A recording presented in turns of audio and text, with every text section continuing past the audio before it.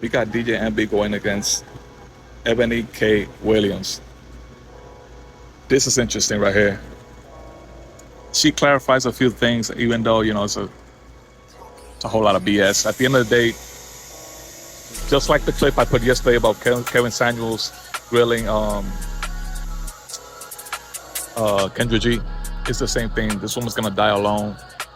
She can have a preference, obviously. She can do whatever she wants, but she's gonna die alone and probably freeze her eggs. That's really it. Let's see what they gotta say.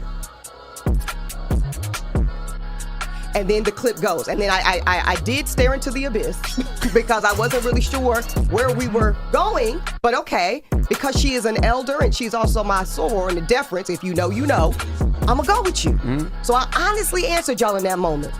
If he owned the bus. And that's what I said, Indy. But what people heard based on the comments, that I said bus drivers wasn't shit. People heard that I said that bus drivers broke, don't make no money, ain't got no benefits, and that they were beneath me. That somehow was the interpretation of me saying that I will date a bus owner. Now, let me tell you what I actually said, and this is what the whole Holding Court shit was about. Go check that out right now where you get your podcast, Holding Court with Eboni K. Williams featuring Dustin Ross. I said on Holding Court, y'all, let me tell you why ownership is it for me. It's not about salary. Y'all made it about salary.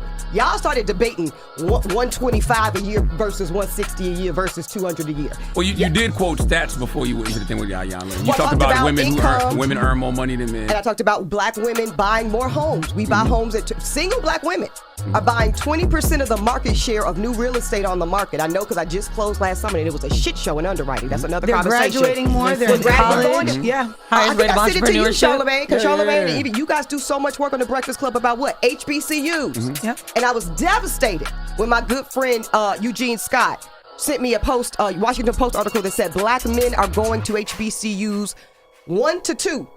It's 2 to 1 for black women graduating. So these are things we got to look at because you have daughters and you have daughters and some of y'all in here got daughters. And if they're going to want to partner and marry men and black men at that, and they're going to want to build together, as you two cite your marriages as examples of, we gotta talk about how people can be equally yoked. So back to ownership, Charlamagne. I said ownership is key for me. Why? Not because I'm a bougie bitch. This is not about everybody being a Harvard surgeon. This is about this book right here, Bet on Black. You've read it, Charlamagne. Y'all were at the party. Y'all know what time it is. It's hard to be free in America as a black person when you don't own anything. And I mean that with my fiber and my being, and I'm going to prove it to you. My grandfather came. What bothers me to make it seem like bus drivers only drive buses. Why would you talk about bus drivers? Because let's generalize drivers. Let's generalize. We could talk bus drivers, we could talk police officers, we could talk MTA workers, we could talk all these different people that work at these quote-unquote average jobs. Everyday working class people. Now, this is my problem, right? Yes. Now, I do real estate and I do these seminars all across the country, right? We get thousands of people. The majority of people that own homes and investment homes are your quote-unquote average workers. Yep, all your bus drivers, all your MTA workers. So they just don't drive buses. They have properties.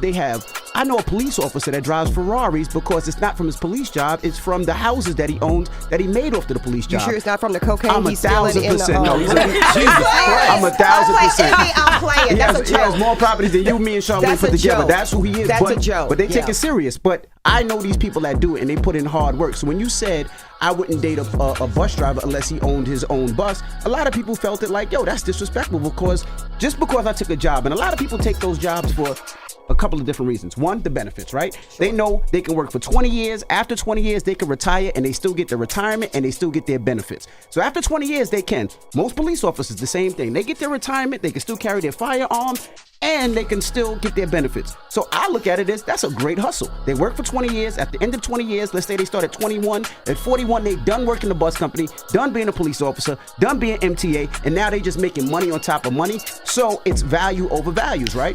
Envy, let me stop you right there. It's not. Do you think for 1 second, and I know you don't know me that well, but we've had enough conversation. I had you on Revolt Black News. You talked to me about your father, who was a leader in law. Do you think for 1 second I'm about to push back on anything you just offered in that statement? You can. Right. So I cannot. And so what I'm telling you is what you are applying now is not the facts as they were given to me. Ayanla did not ask me, Eboni, would you date a bus driver that also had a real estate portfolio? Ayanla did not ask me. Hold on now. Eboni, would you date a bus driver that also has a litany of franchises, because you and your wife just bought 5, right? Six Crystals? Crystal burgers. Okay. She didn't ask. That was not the framing of the question, Envy. Had that been the framing of the question, I would have said, Dr. Von, where the fuck he at? So real quick, the man, you have to come with a resume to say all the properties that I own, or do you get to know that man and see what he's about? But see, that's semantics now. But now it's semantics. Here's the thing. Y'all didn't listen to the whole Iyanla interview. Go ahead, Sean. Eboni actually agreed with Iyanla. That's what's confusing me. Because you actually agreed with Iyanla when she talked about, you should be open to dating a bus driver. You can build with a bus driver. You actually agreed with that. So that's what confusing me.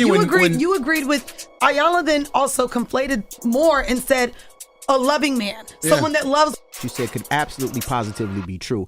People were upset that they felt like that you were putting down the average person, quote unquote average job, and the person that was working the average job, that their what they do is not as good as what you do. That's a projection, Envy. Envy, that's a projection. Because I'll let you speak. Let me talk. Go ahead, Envy. Yeah. So when you start talking about all this, and I read the comments just like you did, because I wanted to prepare myself when you came up here to understand what people were mad about and understand what people were upset about. So when you're talking about all this brother this and the black man this and the white supremacy this and this, that, and the other, that's all to the side of how you felt about that quote unquote average job, right?